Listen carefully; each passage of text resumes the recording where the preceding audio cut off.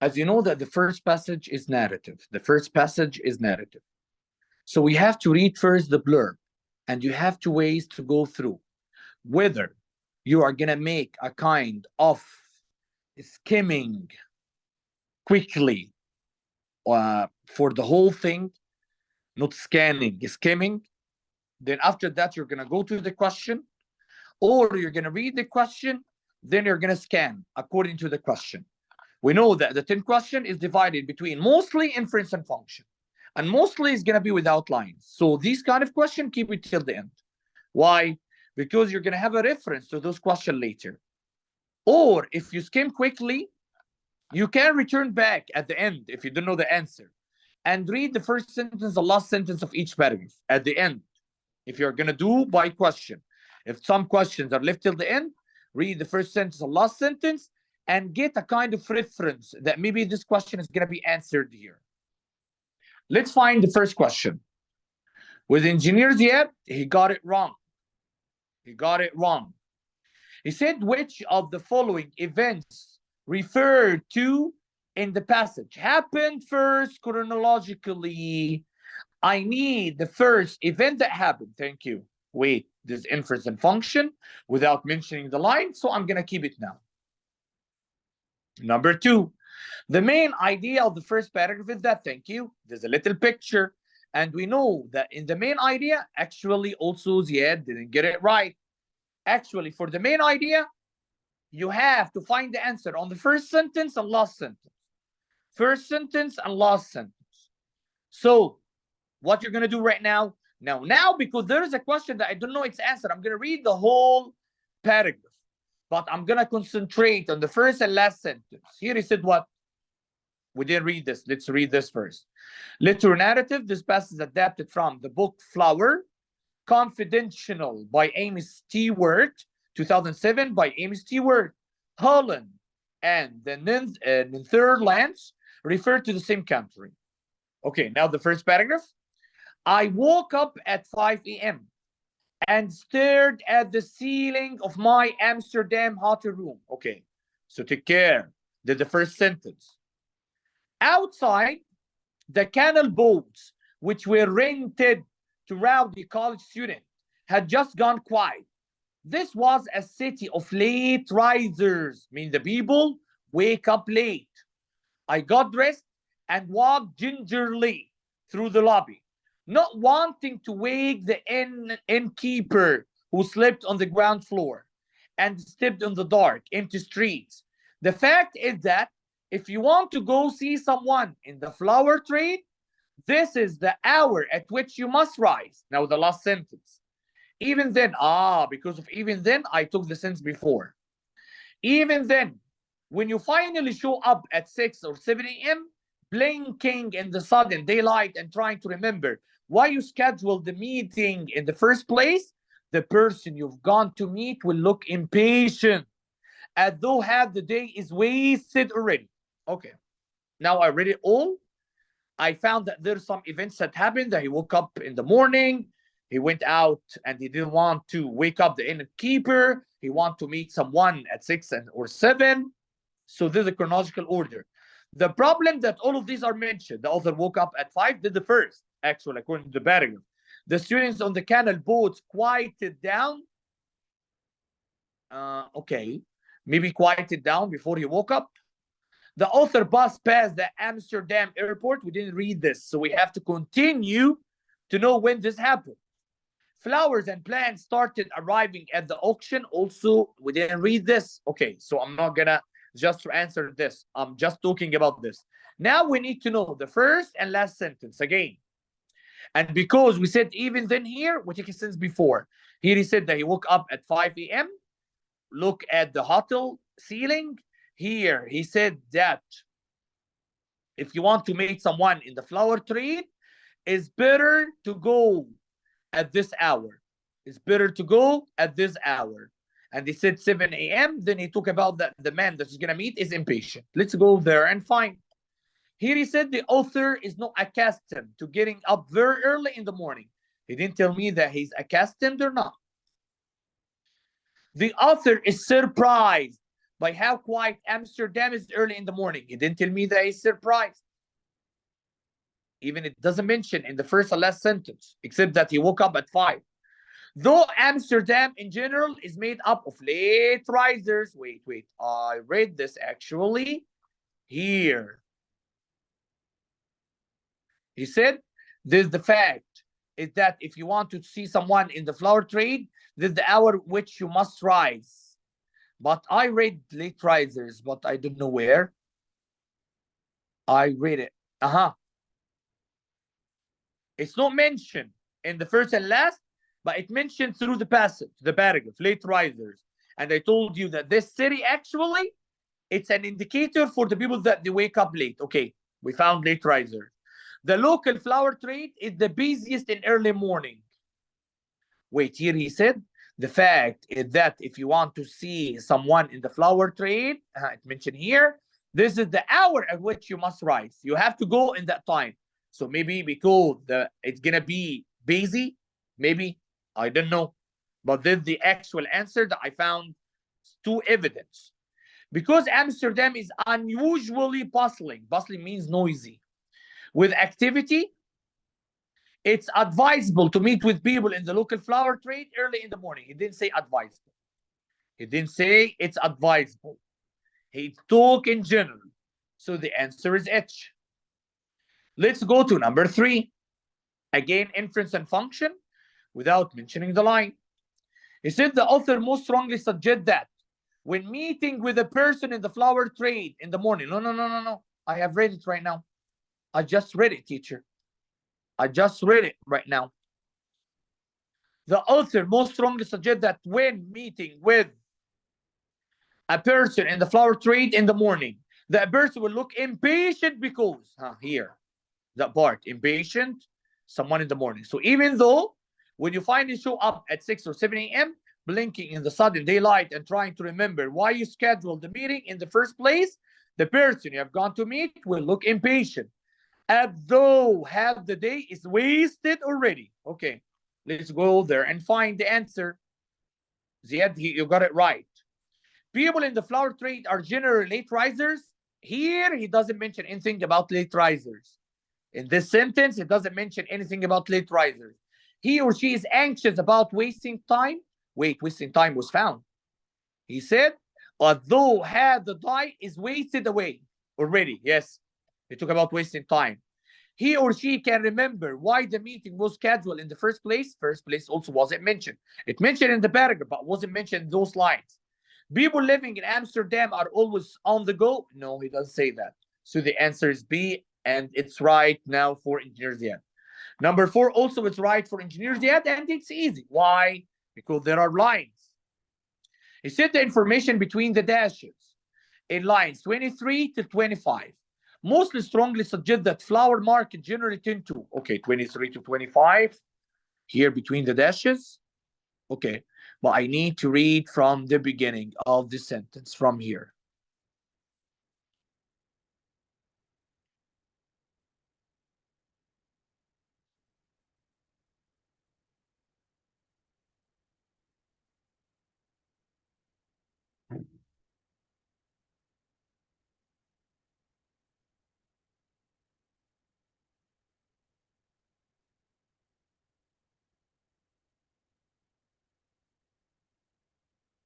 I'm sorry, just because I want to highlight the whole sentence. Still the sentence is here.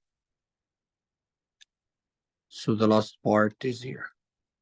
Okay, but the main thing he asked about the underline between the dashes. But let's read all. He said it was not long before a competing auction sprang up nearby. Wait, mister. There is it here. It stands for what? So I have to read a sentence before, and you know that.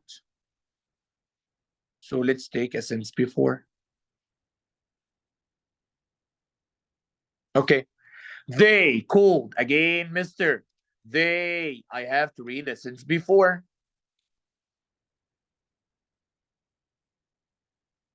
So where's the sentence before? It's here because it will not take the whole lines.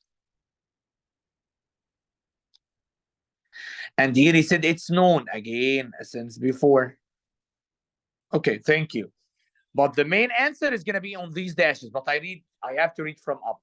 I was on my way to Almasir to see the famous Dutch flower auction. It's known, so he's talking about the auction. It's known around the world as a remarkably high-tech, high-speed way to sell flowers. But it had modest beginning in a cafe outside of Amsterdam in 1911. Some growers came up with the idea, start telling us why they did that, of holding an auction to give them more control of how their flowers were priced and sold. They, the people that they make this idea, they called their auction Blumenlist. He talked about the auction. It was not long before a competing auction sprang up nearby. So now they are two. Now we need the answer for this. The history of flower markets everywhere is that as soon as there is one, there are two. So it's not only one, it starts to be two. He talk about the auction, that they had an idea. They made one, then it started to be two, complete. And each day as the auction ended, flowers were piled onto bicycles and boats to be delivered along hollands, narrow canals, and even narrow streets. Okay, teacher. Let's go to number 4. Function best in small cities. He didn't talk about small or big cities. He talked about Holland. Merge. If both markets are successful, he didn't talk about merging. He talked about two markets. But he said not only one, it started to be two. Operate in competitive atmosphere. Maybe they are competing with each other. And I think we read the word competing here. Competing auction sprang up nearby. Competing auction sprang up nearby the history. So maybe competing, it was mentioned. Suffer when competing vendors appear. He talked about competing vendors again, but he doesn't say that it suffer. He said operate, it were. So the answer is H. Number 5, it's wrong for the end. Take care. This question till now we didn't answer it. That what happened first. Here he said based on the author discussion of the exhausting journey, line 45. Okay, mister, it's inference and function that mentioned the line. He talked about exhausting journey. Line 45. Experienced by flowers sent to auction. The author would most likely agree with the idea that these flowers, okay, let's go, because asking about the flowers that sent to auction. Exhausting journey, 45. Okay, 45. It's here. He said exhausting journey. So I'm going to take from the beginning of the sentence from a flower. Okay. A flower can spend a week making its way. Week. Wait, mister. But the flower is the first accident that will happen because he woke up at 5 a.m. on that day. But 1 week before, the flower making its way. Wait, so now I solved question number 1. Now I solved question number 1. Which of the following events referred to in a passage happened first? Flowers and plants start arriving at the auction because they spend 1 week and he woke up at 5. So 1 week before 5. Thank you, teacher. Because of that, I told you leave it till the end. So a flower can spend a week making its way through a maze of warehouses, airports, auctions, and wholesale markets. And it will emerge from this exhausting journey that they spend weekend looking almost as fresh as the day it was baked. So it will look fresh also. Okay, mister. Are surprisingly resilient? Yes. He said that it will look fresh after 1 week as you picked it. So they are resilient. They survive. Are picked past their prime? No, he didn't say that they are picked before. Past their prime, before their prime, he doesn't say that. He said that they are going to look, after 1 week, they are going to look exactly like fresh as the day it was picked. Okay. Have remarkably complex biological needs? No, he doesn't talk about any needs. Should be shipped by a plane to remain fresh? No, he didn't say that it should be. He said that it will remain fresh. So I solved this one. Number 6, also wrong, Ziad. Based on the passage, the main way the U.S. flower market differs from the European flower market is that inference and function, a contrast between. He need a contrast? No, he need a contrast. Yes, differs. You need a contrast between the U.S. flower market and European flower market. Wait, I didn't read it because we're talking about Holland. Okay, vocab. Number 7. Ziad got it right. This vocab. He said, as it used in line 18, the word modest most nearly mean what? Okay, mister. Let's go to line 18 and find the word modest. 15, 16, 17, 18. Modest is here. Let's read the full sentence. It's known around the world as a remarkably high-tech, he talked about the auction, high-speed way to sell flowers, but it had modest beginnings. So, and we have a colon. So that means that will come after the colon is a kind of explanation. In a cafe outside of Amsterdam in 1911, some growers came up with the idea of holding an auction to give them more control of how their flowers were priced and sold. Wait. So auction here, modest here means something simple.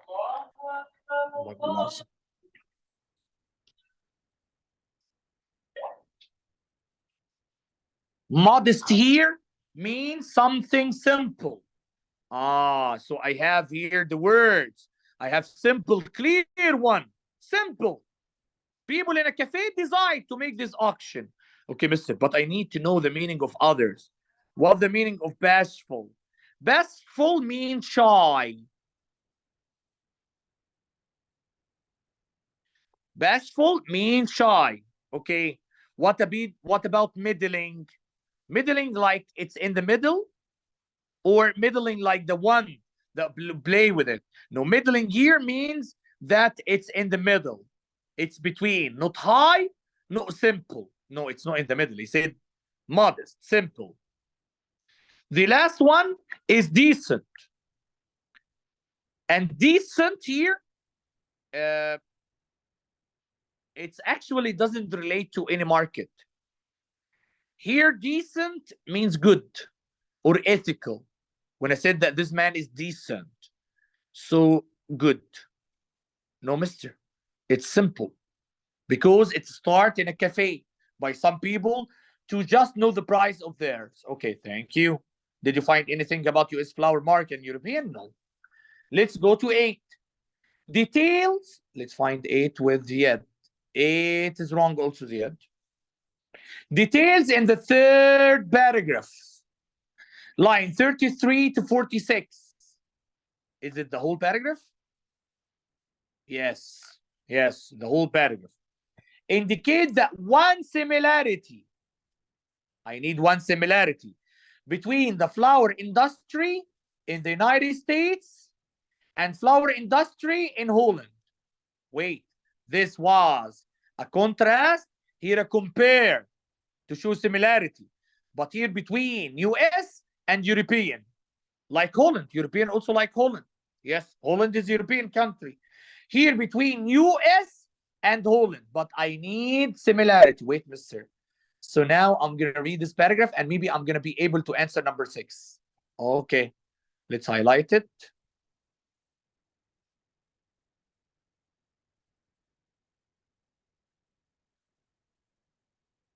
I'm going to highlight it quickly. But do we need to highlight it all, teacher? Because we talk about the difference and similarity in 6 and 8 between the European and he said the whole paragraph. Let's find where we're going to find the answer actually. Okay. He said the bus to Al Nasir, the European, took me through the shuttered street of Amsterdam and headed south past the airport.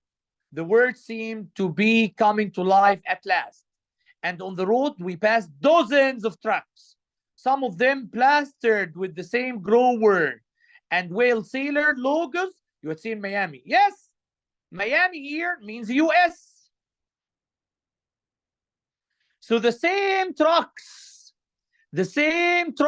passed dozens of trucks, some of them plastered with the same grower and wholesaler logos. The answer is here. Carrying flowers to and from the auction. Yes, mister. Yes. The similarity between them. Let's find the similarity. He said, have well-known high-tech flower auction? No. Are supplied primarily by growers in Europe? No. Conduct major flower auction all year long? No. Use some of the same growers and wholesalers? Yes. Same grower and wholesaler. Yes, yeah. It's easy. Same grower and wholesaler. This similarity. But teacher, wait. I want to know the difference now to answer this question. Because here he said Miami. Let's complete. Because he told me this, the old paragraph. Carrying flowers to and from the auction. This next phase of a flower life after it leaves and grower. And before it settles into the vase on someone's whole table. Is remarkable for both its duration and its complexity. A flower can spend a week making its way through a maze of warehouses, airports, auction, and wholesale markets, and it will emerge from this exhausting journey looking almost as fresh as the day it was picked. Unfortunately, I didn't find any talk about differences. Nothing talk about differences. Thank you. Okay, so leave it. Let's go. Okay, let me just make this. This is a little picture. And at the same time, inference and function.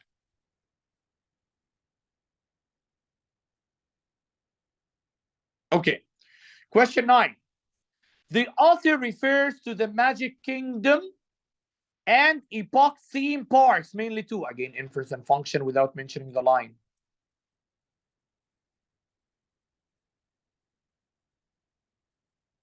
I need to find what, mister? I need to find Magic Kingdom and Epoch theme parks. Okay, leave it now.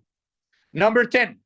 According to the passage, which is the following numbers of flowers is sold at Al-Samir auction. Okay, again, inference and function.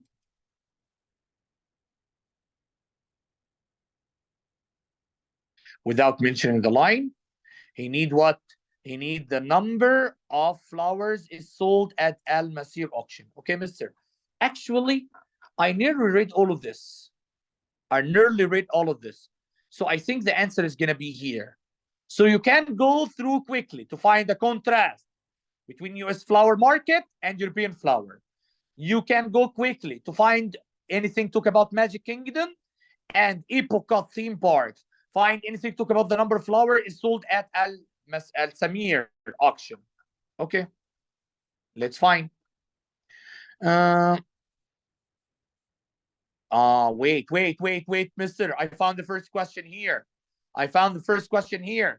He said difference between flowers distant from the European market and those sold in the United States. Okay. So the difference is now here. Let me highlight it.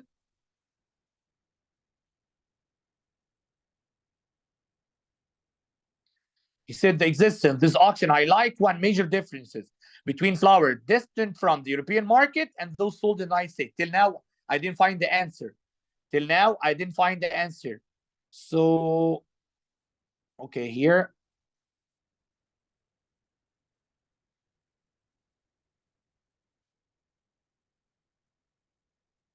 Okay.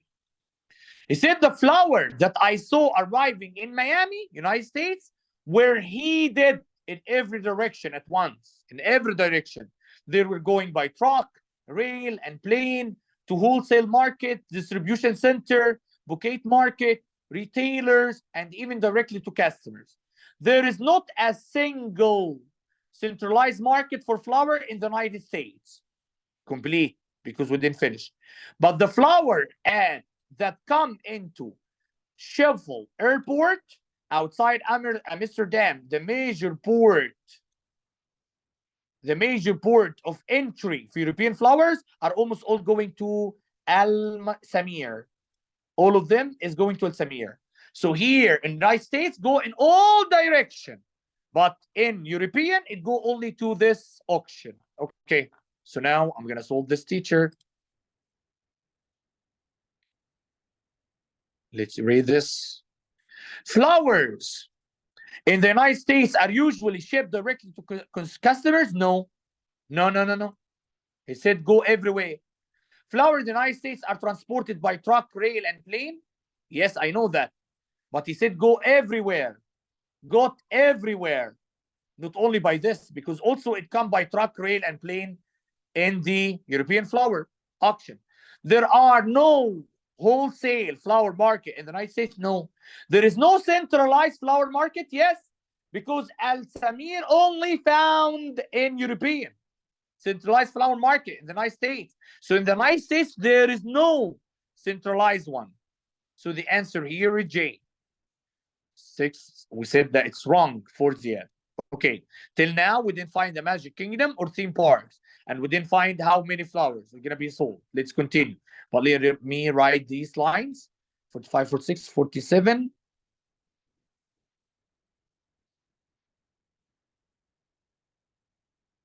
Till 55, 56, 57, 58, till 58. Okay. Let's go now to this question to find.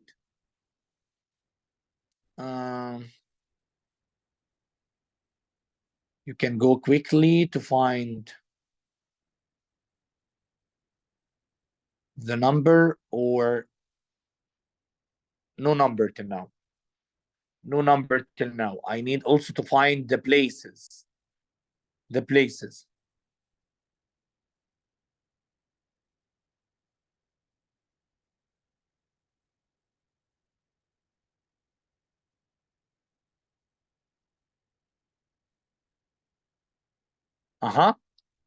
Magic Kingdom, Epoch, theme parks combined. Okay, I found them. What he wants? He said the author referred to the Magic Kingdom and Epoch theme parks mainly. Okay, so I need to take this full sentence. From where the sentence starts? From it.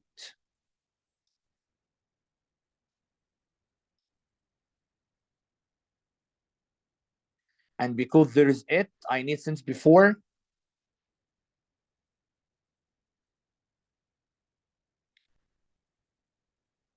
Okay.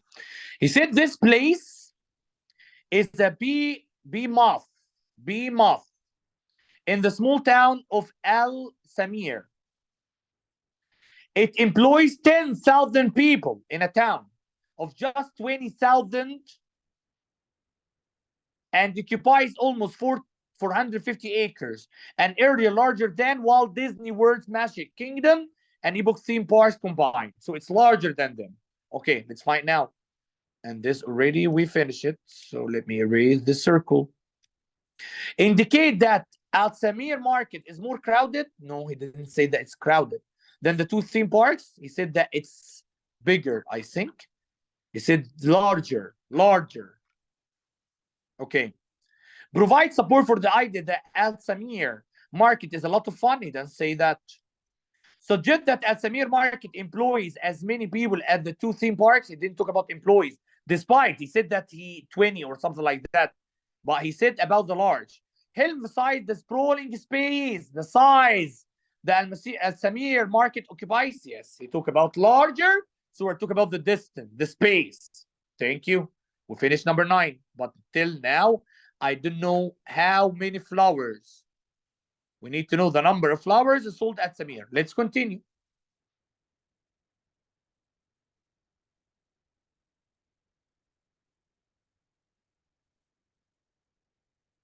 Here. At 20% of the cut flowers in the world are sold. Okay. The answer is here.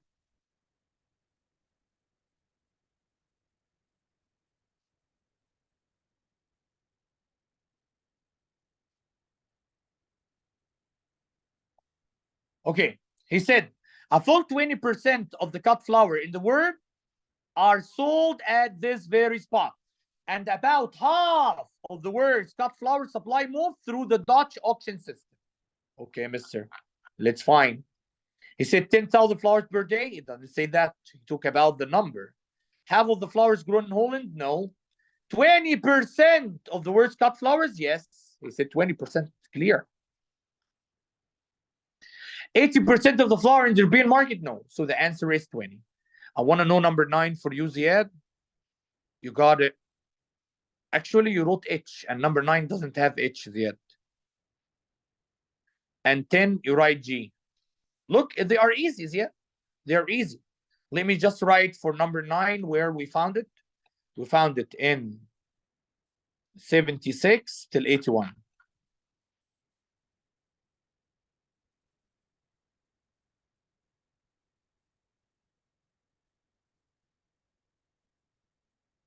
The last one, we found it from 84 till 87.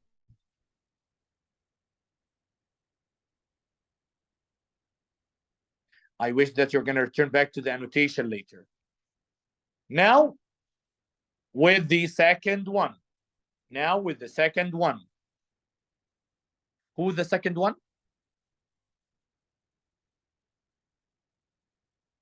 Streamer Adam. The right? It's me. Okay. Let's find. Again, I'm gonna start with reading the blurb. Okay, teacher. Social science. This passage is adapted from the article The Reluctant President by Ron Chernow. Reluctant President, Hesitant. 2011 by Ron Chernow. Still. This is also with us.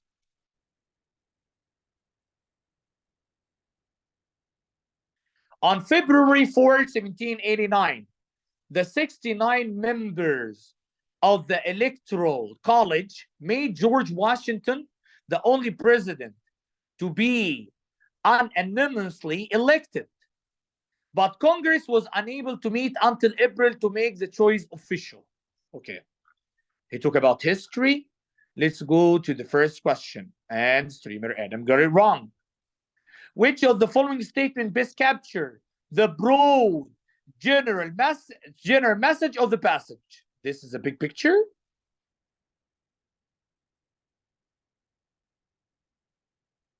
It depends on the first paragraph and the last paragraph. The first paragraph and the last paragraph. Mainly, you can find the answer. The first sentence, last sentence here. First sentence, last sentence here. Here he said what? The congressional delay, because the Congress doesn't meet to announce him officially the president. The congressional delay in certifying George Washington election as president only allowed more time for his doubts to fester as he considered the Herculean task ahead. He savored his wait, so this gave him time to think. He savored his wait as a welcome reprieve. He told his former comrade in arms and future Secretary of War, Henry Knox, adding that his movement to the chair of government will be accompanied with feeling not unlike those of a culprit who is going to the place of his execution. His peaceful abode at Mount Vernon, his fear that he lacked the requisite skills for the presidency, the ocean of difficulties facing the country, all give him pause on the eve of his momentous trip to New York. The last sentence, I think this. In a letter to his friend Edward Rutledge, he claimed that in accepting the presidency, he had given up all expectation of private happiness in this world. So because he start thinking of that time, he give up anything that make him happy after accepting the position of the president. Now, take care, the answer also first and last sentence.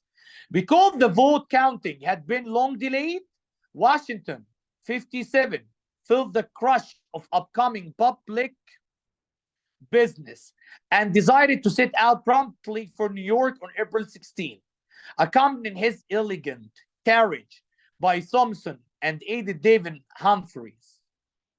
Okay. His diary entry, he's talking about Washington.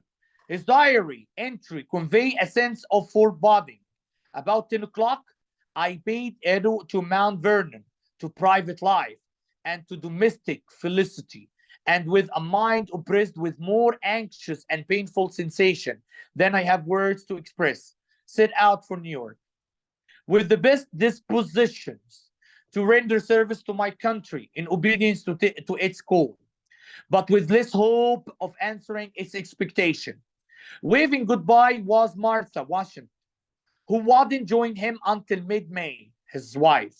She watched her husband of 30 years depart with a mixture of bittersweet sensation, wondering when or where he will ever come home again. Did the last thing? No, still. She had long doubted the wisdom of this final act in his public life. I think it was much too late for him to go into public life again, she told her nephew, but it was not to be avoided. Okay, we know now that he took time to think about.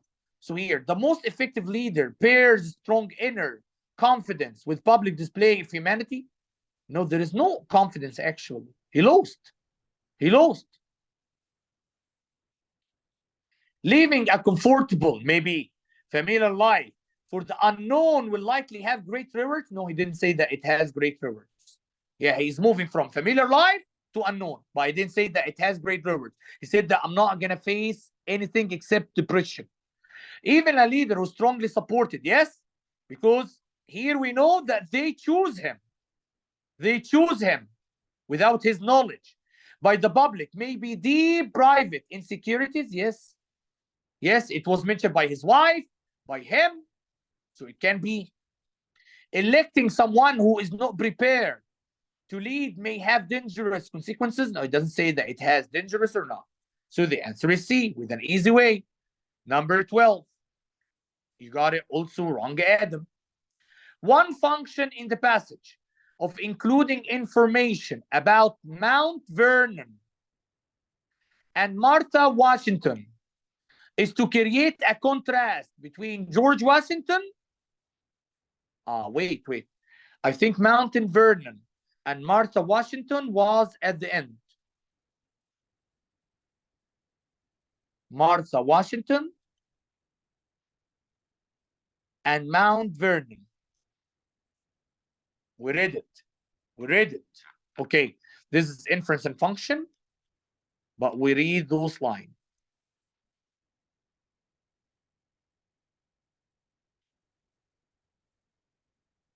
Okay. Let's find from Mount Vernon. Okay, here he said his diary. Because I have to take a sentence before. So I'm going to take from the beginning. That actually we read it.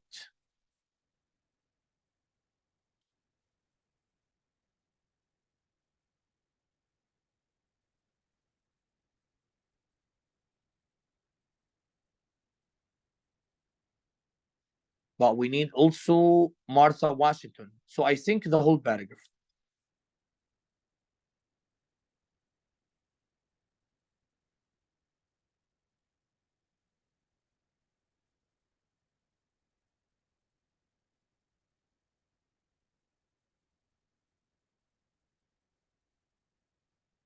Let's find. He said because the vote counting had been long delayed, and this is what was mentioned here. Washington 57 felt the crush of upcoming. Washington is the man, the president. Felt the crush of upcoming public business and decided to set out promptly for New York on April 16, accompanied his elegant carriage by Thompson and A. David Humphrey. His diary entry conveys a sense of foreboding. About 10 o'clock, I bade adieu to Mount Vernon, there's a place, to private life, and to domestic felicity. So he is going to a private life, not a public one. Not a public one. So no one is going to know about him. And to domestic felicity, and with a mind oppressed with more anxious and painful sensation than I have words to express. Set out for New York, with the best disposition to render service to my country in obedience to its call, but wishless hope of answering its expectation. Waving goodbye was Martha Washington, who wouldn't join him until the mid-May. She watched her husband of 30 years depart. He was 30. Depart with a mixture of bittersweet. العسل المر. Sensation. Wondering when or where he will ever come home again. She had long doubted the wisdom of the final act. يعني مش متأكدة من حكمته إن هو يترشح يبقى رئيس. In his public life, I think it was much too late for him to go in public life again. She told her nephew, but it was not to be avoided. Okay, let's go there and find. As I told you, the answer was on the last one, 69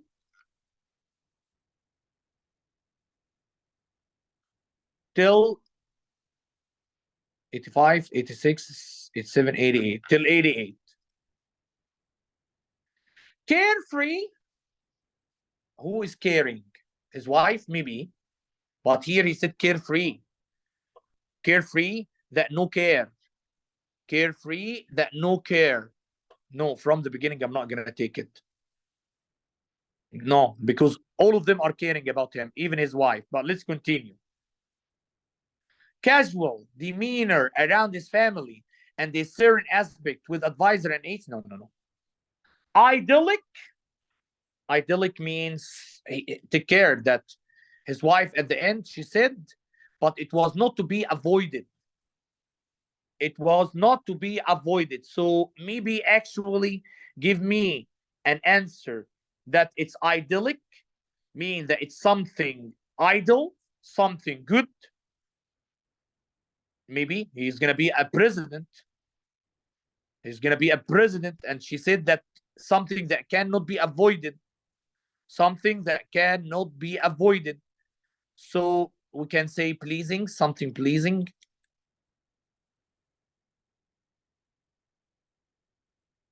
Let's continue. Established home life and the uncertainty. Yes, home life now is going to be something private. And the uncertainty of what was to come to in his public life, yes, he wasn't certain. And he talked about public life many times. Even his wife talked about that. Maybe restlessness. Restlessness, no rest at home, and his calm, collected sense of industriousness as president. No, he doesn't talk about the industry. Even he said that there are some expectations that he's going to meet. Enjoyment of a private home? No, no enjoyment. So the answer is G. Number 13. As it's used in line 35, the phrase stiff verbal minute refer to the interaction between George Washington and Thomas as Washington. Okay, let's go to 35 and find mainly this. 35. Here, a stiff verbal minute. Okay, let's take from the beginning. From once till the end. He said once in the privacy of the Madison, yeah, when he was private, he and Thompson, okay, because he said he, and I know that he talked about Washington, but I have to take a sense before.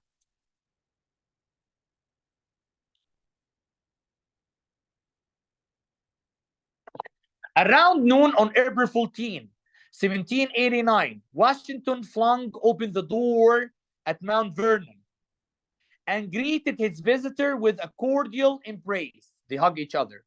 Once in the privacy of the Madison, he and Thompson conducted a stiff verbal minute, each man reading from a prepared statement. Each man reading from a prepared statement. Okay. So stiff verbal. Your answer for this was right. Writes a letter to Langton, the president, pro tempore. He doesn't say anything about that. We didn't read anything about that. Excuses himself from Thompson so that he may say goodbye to his wife, Martha. No, he left Martha already. Is officially told that he has been elected president of the United States and accepted the position. Let's read it again. He said he and Thompson conducted a stiff verbal minute, each man reading from a prepared statement. Okay, I have to read after, actually. I have to read after to know what this kind of statement. So I'm going to take this.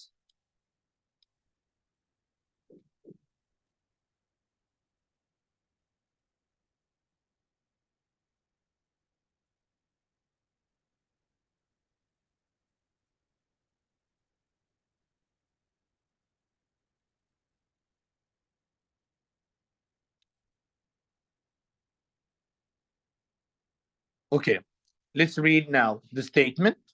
He says, Thompson began by declaring, I'm honored with the commands of the Senate to wait upon your excellency with the information of you being elected to the office of President of the United States of America by an anonymous vote.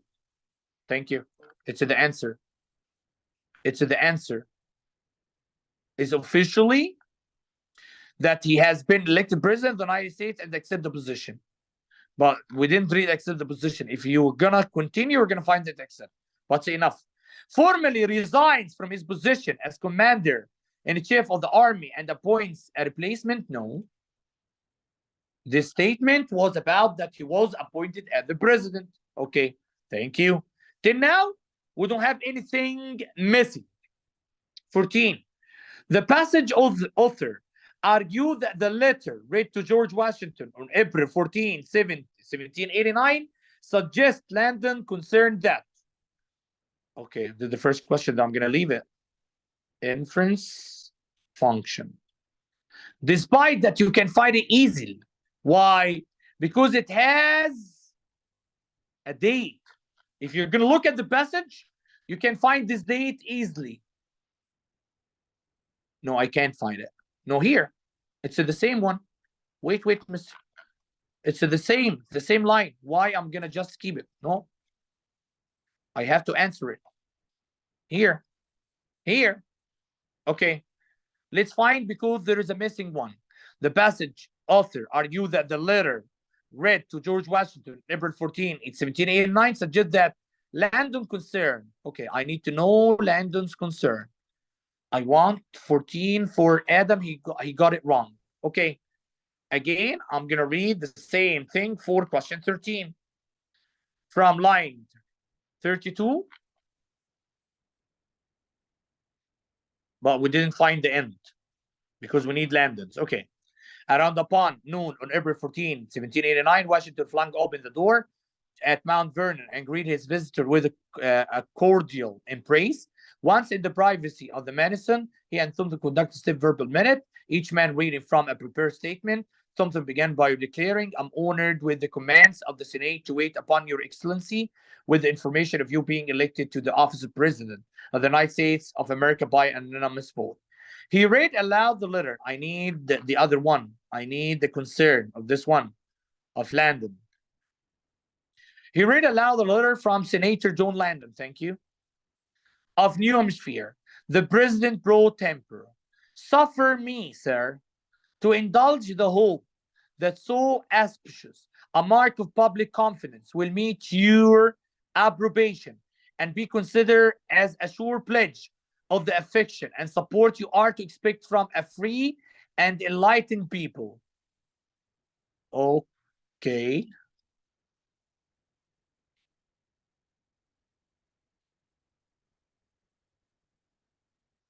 Let's take this part.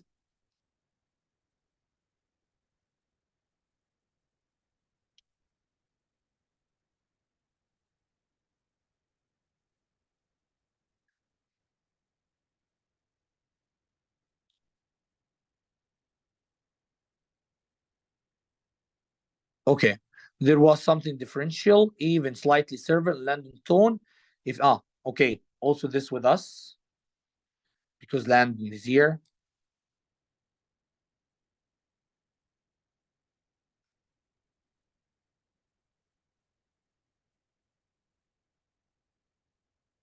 So let's read. We finished this, that he has a suspect.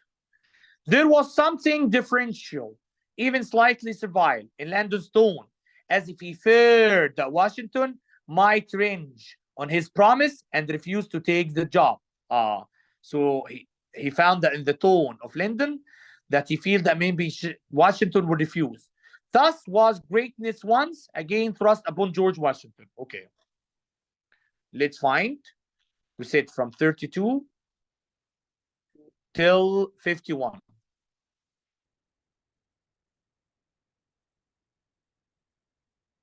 Washington would be forced by Congress to confer his duties to a president pro tempore for several months? No, they didn't force him. Washington had been behaving inappropriately as commander-in-chief in the army? No, he doesn't mention this even.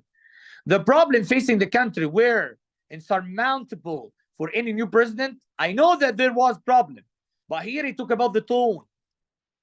There was a chance that Washington would refuse the opportunity to become president. Yes, it was mentioned here in the tone, as he feared that Washington might range on his promise and refuse to take the job. So the answer is easy. We found it in J. Till now, we didn't find anything that we left it. 15. Adam also make it wrong. The passage characterizes which of the following people as expressing a subtle acknowledgement of George Washington's burden. It's from the lines. It's from the same lines. The one that, look here, he said, thus was greatness once again. The one that he knows what burden over Washington is Landon, because he's scared that he's not going to accept. Okay, so from where? It can be also from the beginning. The same question, inference and function.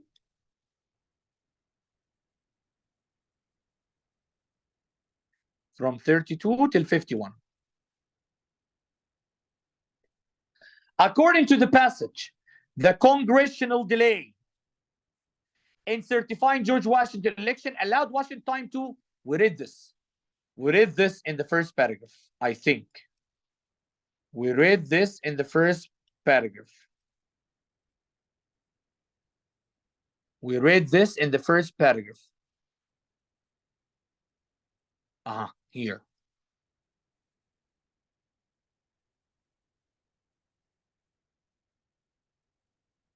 Here. He said, the congressional delay in certifying George Washington election as president only allowed more time for his doubts to fester as he considered the Herculean task ahead. Okay, let's find. Steep him in his doubt and fear, causing them to grow. Yes, he has doubt. He allowed for his doubt. It was mentioned here. I don't know actually answer of Streamer Adam, but I'm going to say it. It's from line 1 till 4. It's an easy passage. 16. You answered it right. Share with others his hopes for and confidence in the Republican government. He doesn't talk about that. Closely consider the Herculean, I know that it was mentioned, task ahead, which ease some of his worry. No, it doesn't ease. So how we know that it is or not? We have to read. He suffered his weight as a welcome reprieve. He told his former comrade in arms and future Secretary of War, Henry Rocks, adding that his movement to the chair of government will be accompanied with feeling not unlike those of a culprit who is going to the palace of the place of his exhaustion. So now we know that is not a kind, because maybe someone is going to say the answer is here. But which is, no, it's not easy. Compare with his aides about the difficulties facing the country. He doesn't talk about difficulties, he talks about himself. So 16F, 17. The passage indicates that Thompson's journey to Mount Vernon was made difficult by, I think we read something about Thompson's. Here, something was here. No, this Laden. No, something I think was here. Yes, something. So I think we're going to find here his trip for his friend. So it's inference and function, but we know where we're going to find it. We are going to search now because we know that something was mentioned here. So maybe here. Okay.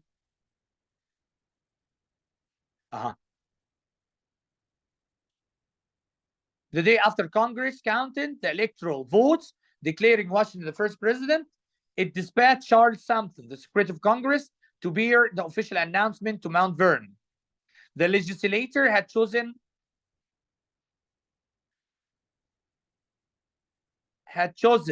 a fine in Missouri, a well-rounded man known for his work in astronomy and mathematics. The Irish-born Thornton couldn't have relished the trying journey to Virginia. Okay, the journey was mentioned here, which was much impeded by Thames weather, bad roads, and the many large rivers I had crossed. Yet he rejoiced. Okay, so the answer is here in that part.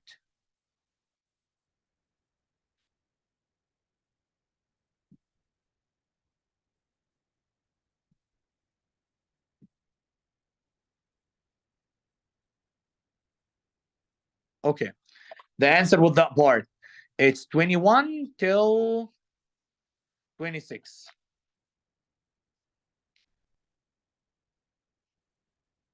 And we know it's about the weather. 17, it's right also by Adam. The lack of a party to accompany him, no. His need to return as quickly, no. Terrible weather and a route, the road that included river crossing and bad roads, yes. His miscalculation of the route, no. So the answer is easy. Let's go to 18 vocab.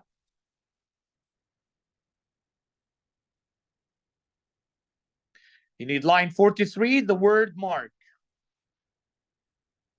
43, mark. 41, 42, 43. It's here. A mark. Okay, suffer me, sir. This Landon, when he write for him. To indulge the hope that so auspicious a mark of public confidence. A mark of public confidence, because they actually believe in him. So a mark of confidence, a boundary, no. Sign, yes, علامة. Impact, no. Stain, no. Stain like Hebr, ink. No, it's sign. Sign of believing in him.